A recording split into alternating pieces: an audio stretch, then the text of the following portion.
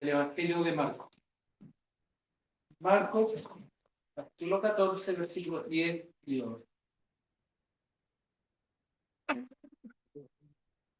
Los Marcos 14, versículos 10 y 11. En medida que vamos encontrando, los invito a ponernos de pie. Dice así la palabra del Señor. Marcos 14, versículos 10 y 11. Entonces, Judas Iscariote, uno de los 12, fue a los principales sacerdotes para entregárselo. Ellos, al oírlo, se alegraron y prometieron darle dinero. Judas buscaba oportunidad para entregar. Que eso nos bendiga la lectura de la Santa Palabra. ¿Oremos? Padre bueno, Señor amado, gracias, Señor, damos por palabras, Señor, por la posibilidad, Señor, de poder leerla. Somos bienaventurados, nos dice, en leerla, en escuchar y en guardarla. Por eso, Señor amado, le pido tu dirección, que sea tu Espíritu Santo el que obra en el corazón y en la vida de cada uno de nosotros, Señor. Que la palabra suya, Señor, abra nuestro corazón, a nuestro espíritu. De cada hermano, de cada hermanita que nos encontramos en este lugar. Asimismo, Señor amado, con mucha humildad le pido, Señor, de tu dirección, Señor, para que esté limpio mi corazón, mi mente, mis labios, Señor, porque son de hombre pecador, Señor. El profeta dice que nuestros labios son inmundos, Señor, pero por su palabra justa, santa, buena, porque entregada a su pueblo. Por eso, Señor, le pido en todo momento de tu cuidado, Señor amado. Bendícenos, Señor amado, en este tiempo tan bueno que usted nos da. En el bendito nombre de nuestro Señor Jesucristo. Amén. Vamos a tomar asiento, hermanos.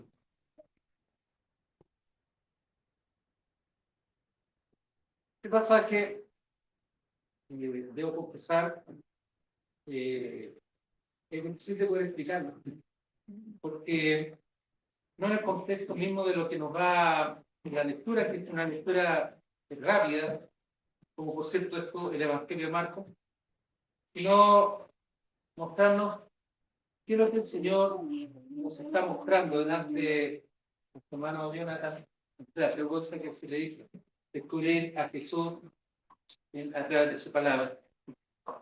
Mis amados hermanos, el relato que estamos leyendo nos habla de un momento, ya de los últimos momentos, de la última semana de nuestro Señor Jesucristo. Si lo hemos llamado durante este tiempo, la última semana de vida de nuestro Señor Jesucristo, a la luz del Evangelio de Marcos. Y en esta dinámica, Marcos nos relata, que nos dice entonces, se refiere al relato que venía indicando anteriormente. ¿Cuál era el relato? Gracias. ¿Cuál era el relato que nos viene indicando con anterioridad?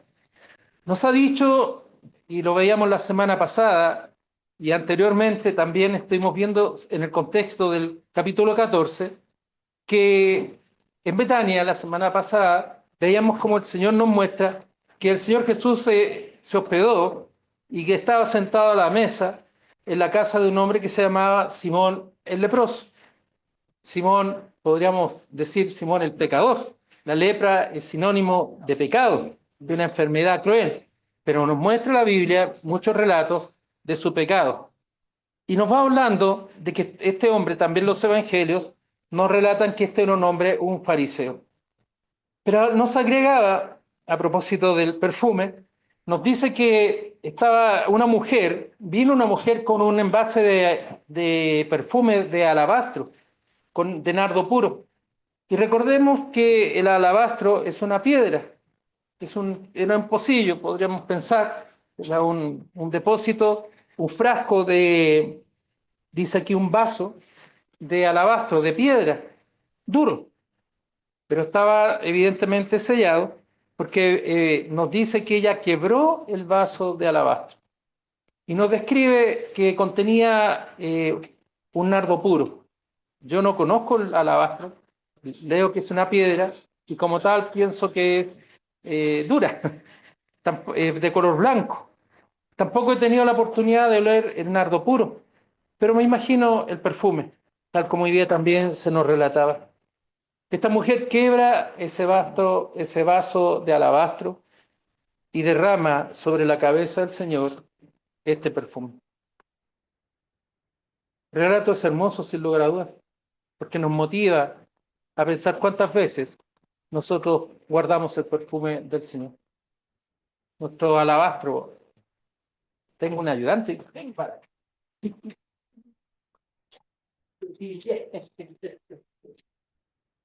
Hola. ¿Vamos a predicar?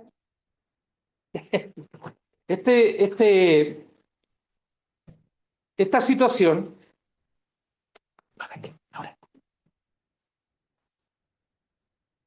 de este alabastro, de esta dureza, de este perfume que está guardado, nos muestra, y veíamos la semana pasada, cuántas veces nosotros tenemos este alabastro, esta piedra, y no permitimos que exhale el perfume del Señor. Usted y yo somos creyentes. Usted y yo somos hijos, hijas de Dios. Y somos porque confesamos y declaramos que el Señor Jesús obró en nuestras vidas a través del Espíritu Santo. Son perdonados nuestros pecados y somos llamados al arrepentimiento para el perdón de pecados. Y es Dios en su gracia que nos da, en su misericordia, la vida eterna. Así lo declaramos, así lo confesamos. Cuando estamos pensando y recorriendo las páginas de la palabra, vienen a mi mente en estos momentos, en Primera de Tesalonicenses, capítulo 4. ¿Se recuerdan el pasaje que dice, versículo 6, no queremos que os entristezcáis, dice, como aquellos que no tienen esperanza? Usted y yo tenemos la esperanza del Señor. Y vimos cómo el Señor, algunos se enojaron, y describen, uno de los que se enojó, lo describe el Evangelio de Juan, fue precisamente Judas Iscariote. Porque dice, era un ladrón, así textual. Era el tesorero, un ladrón. No tienen, son dos cosas distintas.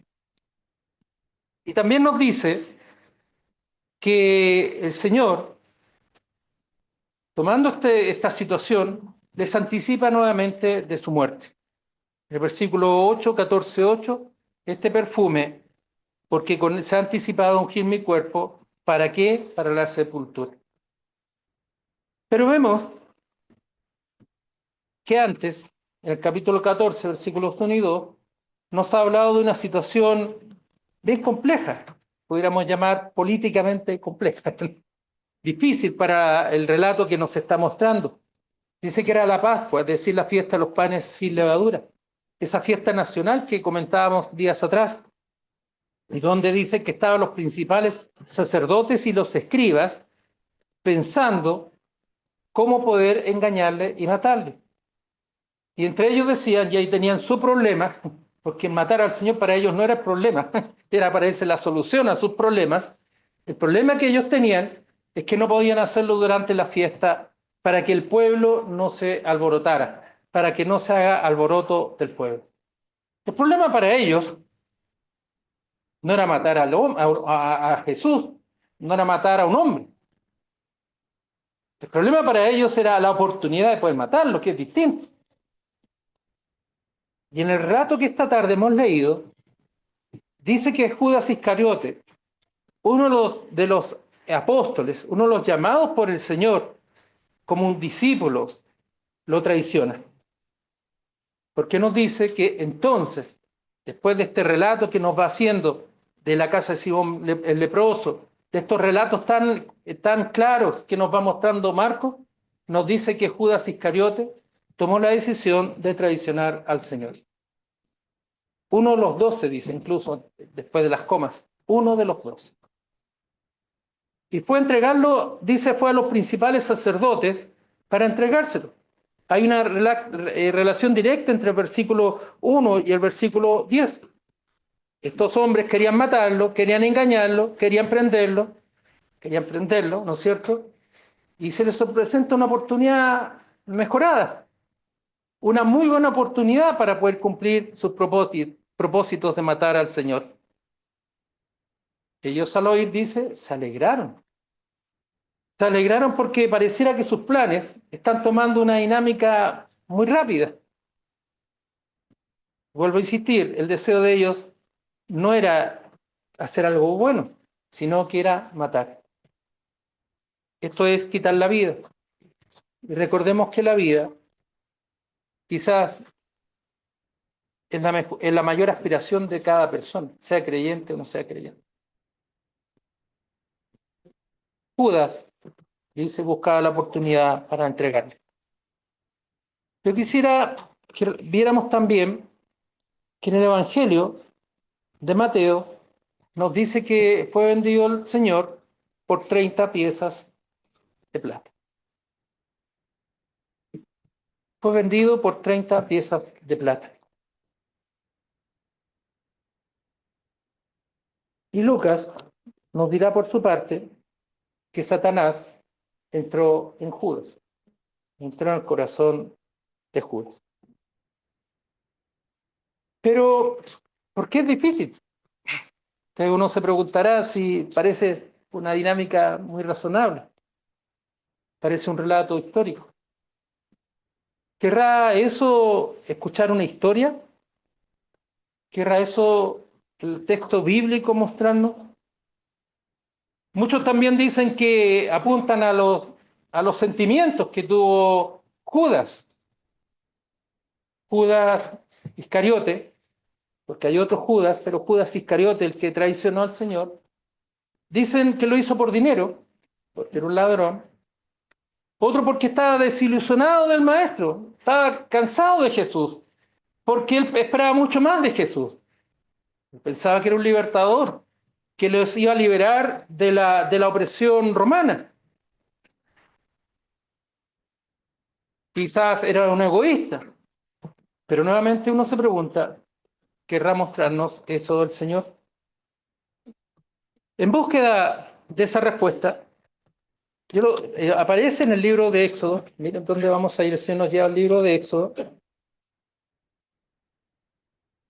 En el capítulo 21, en el versículo 32, lo siguiente. Si el buey acornear significa clavarle los cachitos, a un siervo, a una sierva, algunas traducciones dicen a un esclavo o una esclava, pagará a su dueño, el dueño del buey, 30 siclos de plata, y el buey será apedreado. Los esclavos, son cosas. Ese es el mínimo para reparar el daño que causó al siervo, que quizás muere, quizás no lo sabemos. Lo acorneare. Ser acorneado significa peligro de muerte, invalidez seguramente del siervo, de la sierva. 30 siclos de plata. Por su parte, en el libro de Zacarías, nosotros podemos ver que en el capítulo 11, el versículo 12 y siguiente, la palabra del profeta dice así: y les dije, si os parece bien, dadme mi salario y no dejadlo. Y pesaron por mi salario 30 piezas de plata.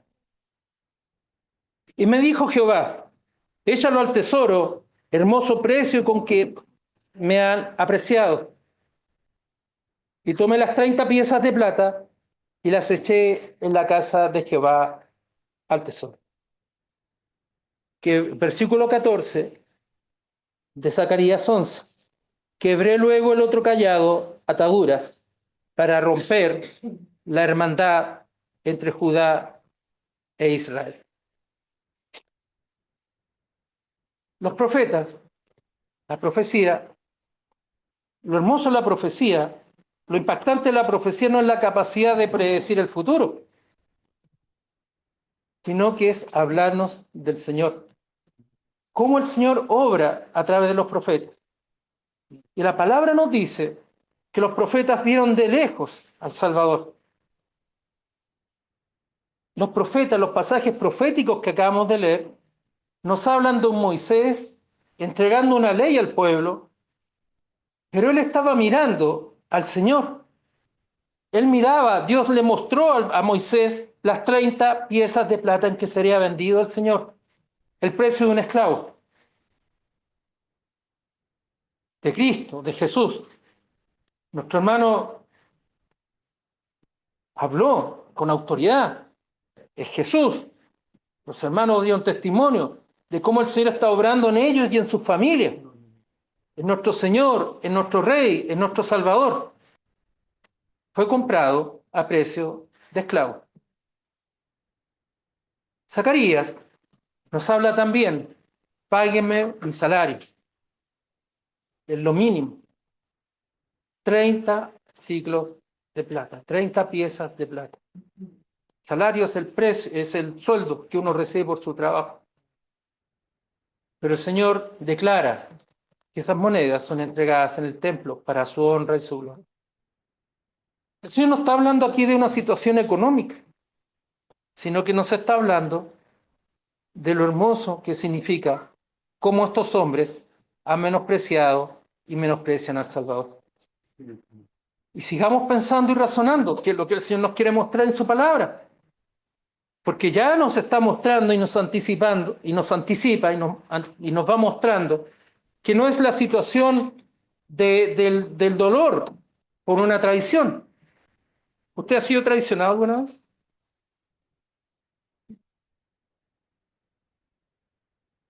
Muchas veces hemos sido traicionados. La traición produce muchas emociones. Dolor. ¿Qué cosa? Decepción. ¿Qué más? Lloradera, bien. Ira. ¿Por acá alguien? ¿Ha sido desilusionado usted? ¿Ha sufrido alguna desilusión? Desilusión es esperar mucho de alguien y que no responda a la expectativa que yo tenía de él o de ella. Nos sentimos traicionados. Y surgen estas emociones que hemos mencionado. Llantería, podríamos decir, mucho dolor, frustración, rabia. Alguien mencionó, la rabia es un enojo así fuerte. Y prometemos decepción, decepcionado, venganza, ¿verdad? Este me la va a pagar. ¿Será eso lo que nos quiere mostrar el Señor? ¿Será mostrar que Judas pues solamente es un traidor? Veamos sigamos pensando en este sentido, porque el Señor no quiere que nosotros pensemos humanamente, porque no es un relato histórico solamente. No es un relato histórico, es un texto que nos está hablando de una realidad que ocurrió, pero la palabra no se queda en eso.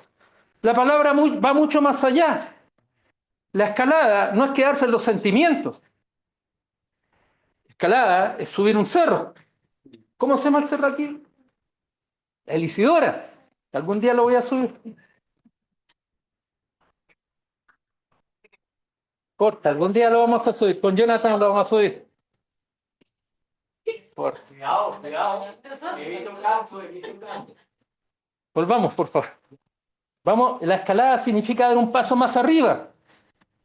No es un relato histórico solamente para mostrarnos una historia, algún hecho.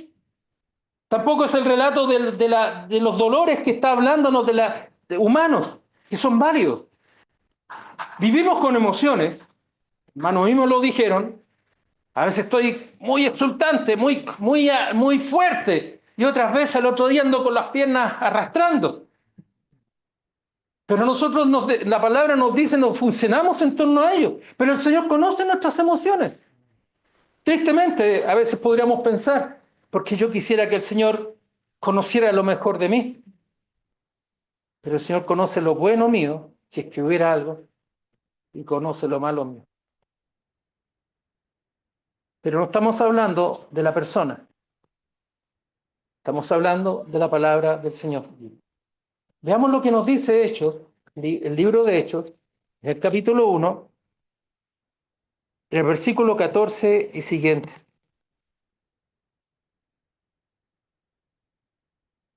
Todos estos, dice en Hechos 1, capítulo 1, 14, versículo 14 y siguientes.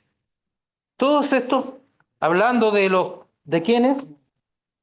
de la iglesia, no, de los discípulos.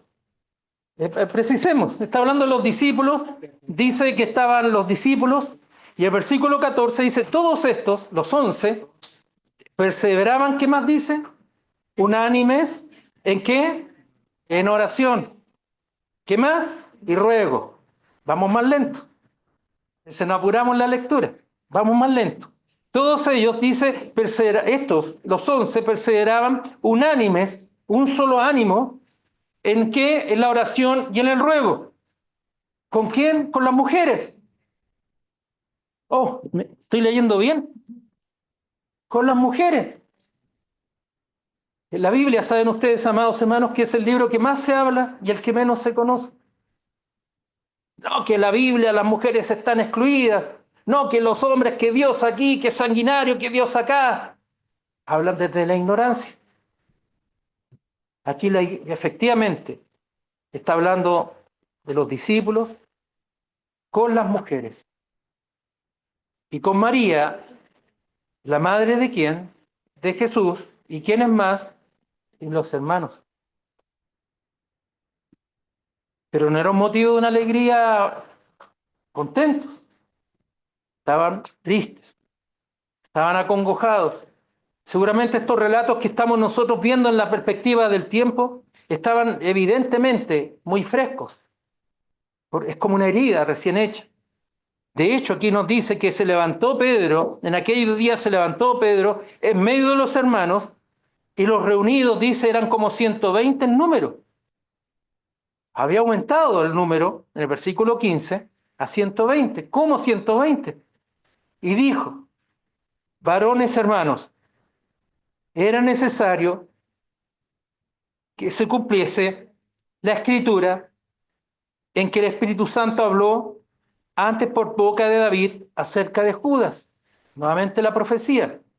Judas, David, que fue guía de los que prendieron a Jesús y era contado con nosotros y tenía parte en este ministerio. Pareciera que ahí está la clave. El hecho que Judas entrega al Señor, no niego que podemos ver desde esa perspectiva histórica, sociológica, psicológica, todas estas cosas que hemos estado mencionando, porque las vivimos. Pero el Señor quiere que vivamos mucho más. Quiere, a la luz de 1 Corintios, que nosotros tengamos mirada espiritual y que aprendamos a mirar espiritualmente la palabra, no egoístamente, no desde la perspectiva del hombre, sino desde la perspectiva de Dios hablando en nuestras vidas. Y el versículo 2:23 nos dice que Cristo, entregado por el determinado consejo y anticipado conocimiento de Dios. Dios no estaba durmiendo ese día, esa noche, ese día en que Judas se fue a entrevistar con los sacerdotes en forma clandestina y que se le ofrecieron unas migajas de dinero, porque era el dinero de un esclavo. Dios no estaba de viaje, Dios no estaba olvidado. Dios no se lo olvidó, mi hijo, ¿dónde está? No es un padre que se le haya perdido al hijo, como nos ha ocurrido quizás muchas veces. Ahí estaba Dios. ¿Y dónde estaba Dios en ese momento? Y esa es la pregunta que tenemos que hacernos a través de la palabra. ¿Cuál es la honra y la gloria de Dios? Y ahí, hermanos, está nuestra escalada de poder comprender a través de la traición de Judas, cumpliendo el mandamiento de Dios. Y no porque Judas sea una víctima, como algunos también uno puede leer por aquí y por allá tantas cosas, perdón la expresión basura que aparece, hablando en contra de los evangelios y tergiversándolos. Judas fue un traidor, pero Dios permitió, a través de sus decretos, de su autoridad, de su soberanía, que este Judas traicionara al Señor para el cumplimiento del plan de redención. Amén. Hermanos amados y hermanas amadas, Dios no se olvidó del Señor Jesús. Dios no se olvidó de su Hijo. Dios estuvo atento a lo que estaba ocurriendo. Y en este plan divino que Marcos nos va mostrando, nos va describiendo, ese proceso de muerte del Señor, traición de uno de los suyos. Hermanos amados y hermanas amadas, usted y yo pasamos por pruebas en la vida. Ninguno de los que está en este lugar, ni tu hermano, ni tu hermana, ni usted, puede decir yo nunca he pasado por una prueba. A veces son pruebas muy dolorosas. A veces son pruebas que nos derrumban. A veces son pruebas que nos destruyen, aparentemente nos tienen acongojados, totalmente destruidos. Pero Dios nunca se olvida de sus hijos. Hermano amado y hermana amada, estas palabras que al principio les dije eran complejas, para mí me está hablando del amor de Dios y su misericordia. Es para mostrarnos cómo Dios va obrando en misericordia hacia nosotros. Cómo Dios va obrando en tu vida, mi amado hermano. Cómo Dios nos va guiando, pese al dolor que muchas veces sufrimos, pese a las circunstancias que nos van rodeando, el Señor encamina las cosas para bien. Hermanos amados,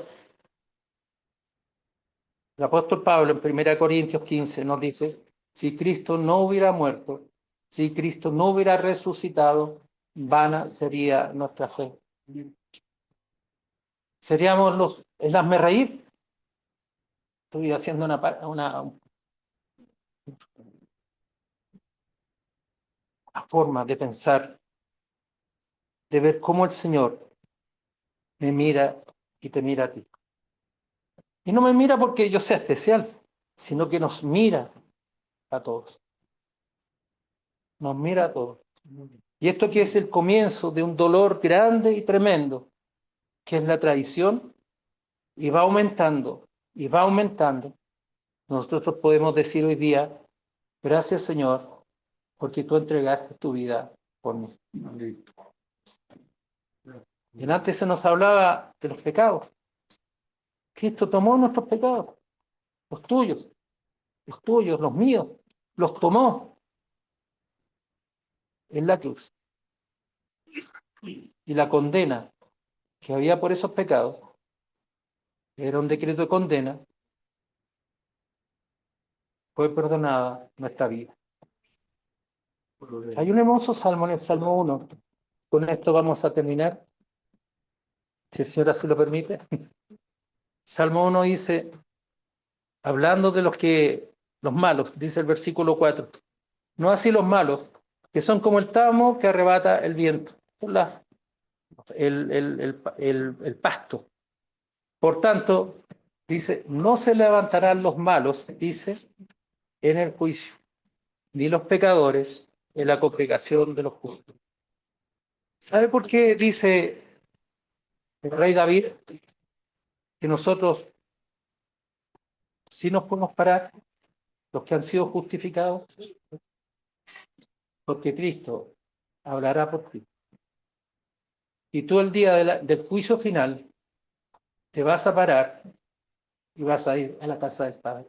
El que es condenado no se podrá parar, no podrá salir por la puerta huyendo, estará sujeto a la condena eterna. Mi amado hermano, es eso lo que el Señor nos muestra, su misericordia. Es su misericordia. No es el acento, como muchas veces escuchamos, en lo malo que fue Judas. Fue pésimo, horrible, pero no es el importante. No es importante los sentimientos.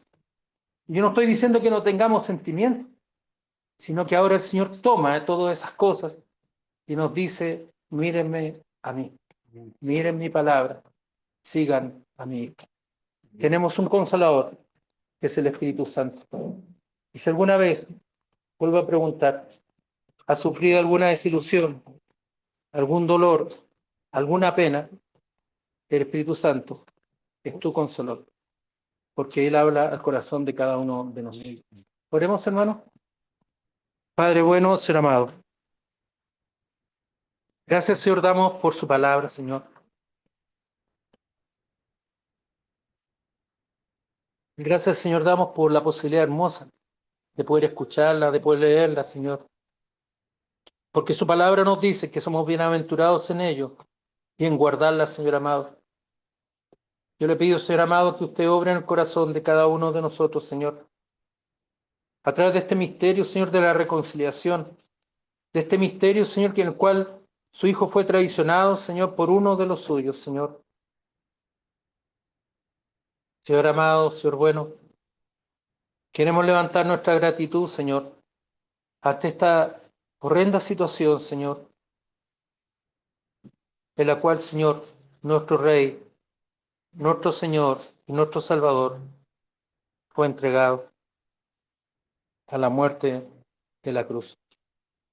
Yo le pido, Señor amado, por cada uno de sus hijos e hijas aquí presentes, por cada uno de nosotros, Señor. Usted, Señor, que nos conoce profundamente. Usted que conoce el corazón y la vida de cada hermano, de cada hermana, Señor. Que nos conoce, Señor, en todo nuestro caminar. Que conoce nuestras veredas, Señor. Esta tarde, Señor, nos presentamos frente a usted, Señor. Agradecido, Señor. Porque no cabe ninguna otra posibilidad, Señor, sino que ser agradecido, Señor, del sacrificio de nuestro Señor Jesucristo. Pedimos, ser amado, que bendiga a cada hermano y a cada hermana en este lugar. Aquel que está triste, aquel que está acongojado, aquel que está sufriendo, Señor, fortalécelo, Señor amado, a través del consuelo del Espíritu Santo. Y no cabe la menor duda, Señor, que estas palabras que esta tarde hemos podido leer nos habla precisamente de eso, de su amor inobjetable, de su amor pleno, Señor, hacia nosotros, miserables pecadores, que en Cristo tenemos vida y que nos podemos parar, Señor, en el día del juicio, entrando a tu casa celestial, Señor. No nos queda más que dar gracias, Señor, por este tiempo. En el bendito nombre de nuestro Señor Jesucristo. Amén. Que el Señor